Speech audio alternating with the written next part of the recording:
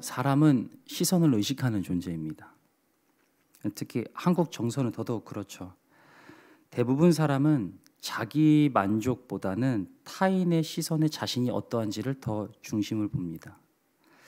그래서 자신이 좋아하는 옷을 입기보다는 요즘 유행하는 옷을 입기 마련이고, 자신의 능력으로는 살 수 없는 것을 무리하여서 구입하기도 하며, 또 좋고 싫음의 기준이 자신에게 있지 않고 늘 주변 사람의 시선에 있습니다. 그렇다 보니 자신의 시간을 갖기보다는 남들에게 보여지는 모습을 가꾸기 위해서 많은 시간을 할애하게 되죠. 이러한 현상은 거울 속의 자신보다 타인의 시선 속에 있는 나를 더 중요하게 보기 때문입니다. 그래서 타인의 시선을 의식하다 보면 자연스럽게 따라오는 것이 있는데요. 그것은 바로 비교입니다. 타인에겐 있지만 자신에겐 없는 것을 발견하면 자연스럽게 욕심이 나고, 또 타인에겐 없지만 자신에게 있는 것을 발견하면 자랑을 하게 됩니다. 아시겠지만 실제의 삶과 또 SNS상의 삶이 완전히 다른 사람들이 종종 있습니다. SNS에 올리는 사진은 아름답고 또 남들이 부러워할 만큼 화려한 사진을 올리지만, 실제 삶은 어둡고 또 남들을 부러워해서 자괴감에 빠지는 사람들이 종종 있죠. 겉은 화려하지만 속은 썩어버린 안타까운 상황에 놓여 있는 것입니다. 우리의 신앙에서도 이러한 모습을 보일 때가 종종 있습니다. 겉은 간증할 내용이 많은 화려한 신앙인처럼 보일 때가 있지만, 속은 근심과 걱정으로 어두운 신앙인들이 종종 있죠. 그리고 타인의 시선을 의식해서 그리스도인처럼 보이기 위해 안간힘을 쓰는 사람들이 종종 있습니다. 예수님께서는 이러한 자들에게 마태복음 23장 25절에서 28절 말씀을 통해 이렇게 말씀하셨습니다. 제가 읽어드리겠습니다. 화 있을진저 외식하는 서기관들과 바리새인들이여, 잔과 대접의 겉은 깨끗이 하되 그 안에는 탐욕과 방탕으로 가득하게 하는도다. 눈먼 바리새인이여, 너는 먼저 안을 깨끗이 하라. 그리하면 겉도 깨끗하리라. 화 있을진저 외식하는 서기관들과 바리새인들이여, 회칠한 무덤 같으니 겉으로는 아름답게 보이나 그 안에는 죽은 사람의 뼈와 모든 더러운 것이 가득하도다. 이와 같이 너희도 겉으로는 사람에게 옳게 보이되 안으로는 외식과 불법이 가득하도다. 예수님께서는 겉이 아닌 안부터 깨끗하게 하라고 말씀을 하십니다. 그리하면 겉도 자연스럽게 깨끗해질 거라고 말씀을 해주시죠. 왜냐하면 하나님께서 우리 안에 내주하셔야 비로소 우리에게 참된 변화가 따라오기 때문입니다. 그래서 신앙은 우리의 내면을 통해서 자연스럽게 드러나게 됩니다. 우리는 타인의 시선을 의식해서 겉을 가꾸기보다는 오히려 하나님의 시선을 의식해서 내면을 깨끗하게 해야 되는 존재인 것이죠. 신앙의 대상이 누구인지 명확히 알아야 한다는 것입니다. 오늘 본문에서는 성전 외부 공사에 이어서 이제 내부 공사가 이어지는 장면입니다. 바닥은 잣나무로 깔았고요. 사면은 백향목으로 덮어서 석재가 보이지 않도록 다 마감을 했습니다. 그리고 내부 모든 벽과 문에는 조롱박과 활짝 핀 꽃을 아름답게 새겼습니다. 또 성전 안에 지성소에는 언약궤를 안치했는데 그 내부에는 무려 600달란트의 금으로 치장했습니다. 대략 16톤의 금을 치장하는 데 사용한 것이죠.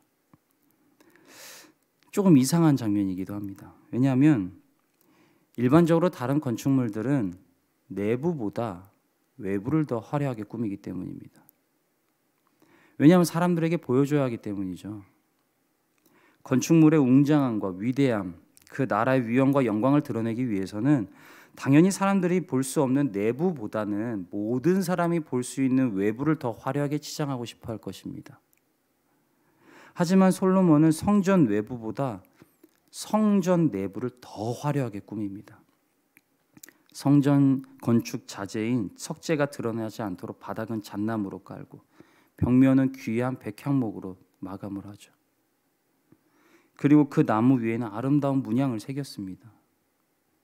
또 성전 안에 지성소는 아예 금으로 씌워버리죠.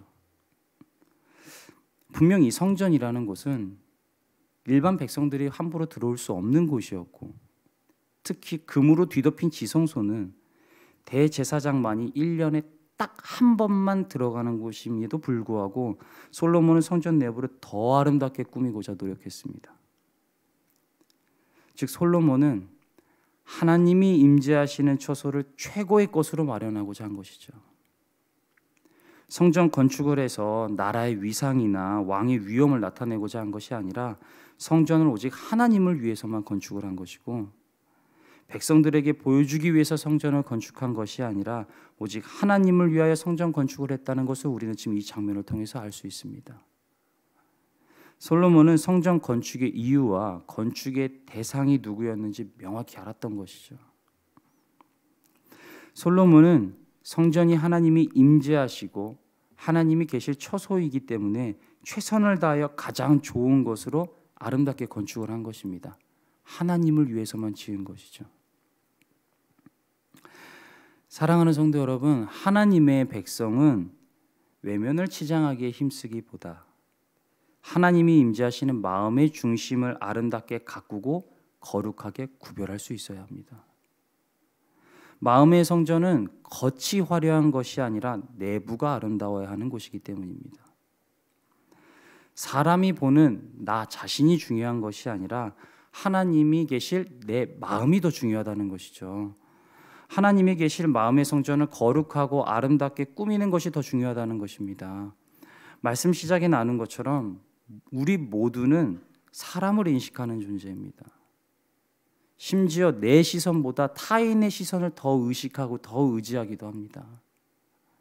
그러나 우리 그리스도인들은 사람의 시선이 아닌 하나님의 시선을 의식할 수 있어야 합니다. 즉 하나님 앞에서 살아가는 삶이 되어야 한다는 것이죠. 이러한 삶이야말로 외면이 아닌 내면을 아름답고 거룩하게 만들어가는 신앙인 것입니다. 코람데오 신앙이라고 하죠. 하나님 앞에서 살아내는 삶. 솔로몬과 같이 하나님을 위한 성전을 짓는 우리에게 가장 중요한 기준이 된다는 것입니다. 그렇다면 이 성전은 나 혼자 짓는 고된 싸움이 될까요? 전혀 그렇지 않습니다. 하나님은 하나님을 위하여 성전을 건축하는 우리에게 은혜를 베푸시는 사랑의 하나님이시기 때문입니다. 하나님의 성전은 우리가 짓고 싶다고 해서 지을 수 있는 것이 아니고 하나님이 허락하셔야 지을 수 있는 것이기 때문에 하나님은 마음의 성전을 쌓는 우리에게 필요한 모든 것을 예비하십니다. 본문을 보면 솔로몬은 하나님의 성전을 짓죠. 그 성전의 건축 기간은 대략 7년 6개월 정도 됩니다. 혹자는 솔로몬이 자신의 왕궁을 13년 동안 지었는데 성전은 그의 반인 7년밖에 되지 않았다면서 하나님의 성전은 자꾸 볼품없이 지어진 것이 아니냐라며 의문을 던지기는 하지만 전혀 그렇지 않습니다. 솔로몬이 이 아름다운 성전을 7년 만에 지을 수 있었던 이유는 하나님이 그를 도우셨기 때문입니다. 하나님은 솔로몬을 위해서 이미 다윗을 통해 성전 건축에 필요한 모든 자재를 다 준비해 놓으셨고 두로왕 히람이나 또 비롯한 이방 민족을 통해서 성전 건축에 필요한 모든 것을 공급해 하셨습니다. 그러므로 하나님의 성전은 하나님과 함께 만들어가는 복된 과정이 되는 것이죠. 하나님의 성전은 나 혼자 짓는 것이 아니라 하나님과 함께 짓는 복의 과정인 것입니다. 하나님은 하나님이 거하실 처소를 예비코자 하는 우리에게 필요한 모든 것을 공급해 주시고 곁에서 도와주시기 때문입니다. 우리는 그저 목적과 이유를 하나님께 두고 하나님 앞에서 거룩하게 살아내기만 한다면 되는 것이죠. 그리하면 이 모든 것은 하나님께서 예비하실 것입니다. 사람에게 보여지는 삶보다 하나님께 보여지는 삶을 우리가 아름답게 가꾸면 되는 것이죠. 겉이 아닌 내면. 사람이 보는 외면보다 하나님이 계실 내면을 가꾸기 시작하면 하나님께서는 우리에게 성전을 지을 모든 것을 미리 예비하실 것입니다. 우리 세상예비 디레교회 모든 성도가 겉은 화려하고 속은 더러운 곳으로 가득 찬 회칠한 무덤이 되지 않고, 겉은 수수할지 몰라도 이 속은 화려하고 아름다운 거룩한 성전이 되시기를 주님의 이름으로 축복합니다. 하나님께서 이 여정 가운데 늘 함께 하실 것이니 저와 여러분 모두가 하나님과 함께해서 하나님께서 거하실 성전을 건축하는, 또 날마다 하나님의 영광을 드러내는 하나님의 거룩한 처소가 되시기를 주님의 이름으로